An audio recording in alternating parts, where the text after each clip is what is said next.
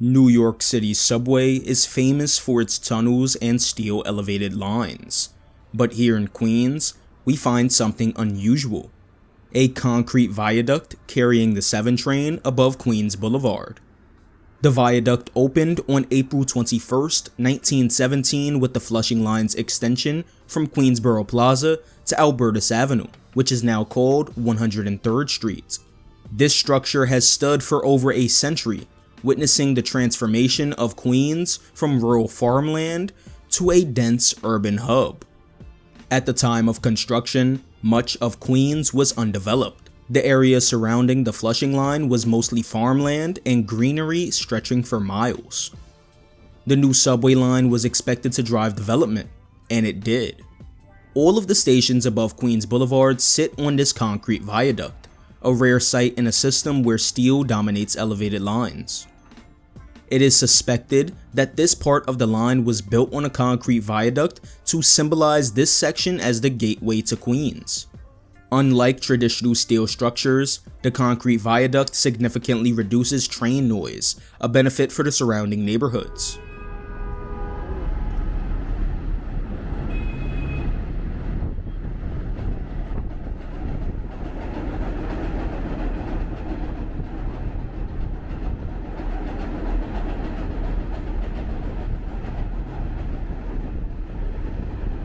Compare that to this.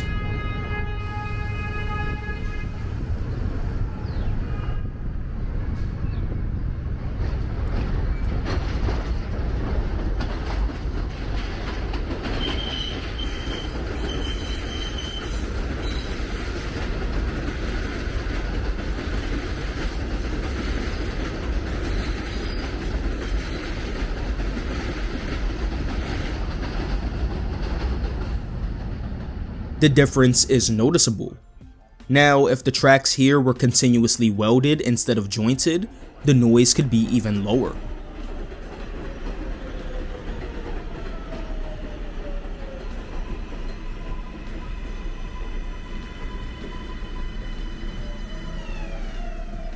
Maintaining this viaduct isn't easy.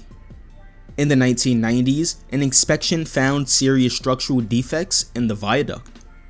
The MTA had already replaced the tracks and rebuilt the stations in the 1980s, but had neglected to check the viaduct's integrity. The result? A $90 million reconstruction effort that was considered one of the toughest projects the MTA had ever taken on. Officials even admitted that it would have been easier, albeit much more expensive, to tear it all down and start over.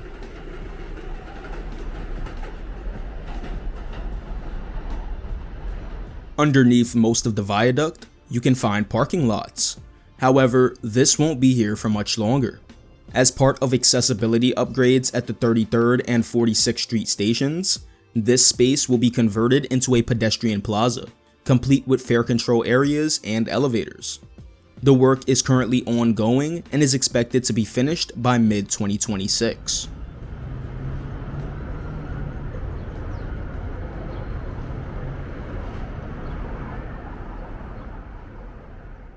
Another interesting detail, the station names.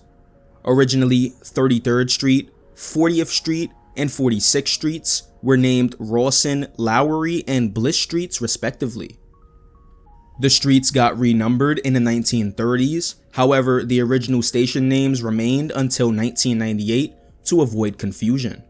Apparently, a New York City transit rule prohibited stations from being named after non-existent streets. So in 1998, those names disappeared from subway maps. But in 2003, the city council passed a law restoring old names alongside the number ones. The MTA followed suit later that year, however, train announcements only say the street number, not the name. The Queens Boulevard Viaduct isn't the only example of concrete in the subway system, it just happens to be the biggest.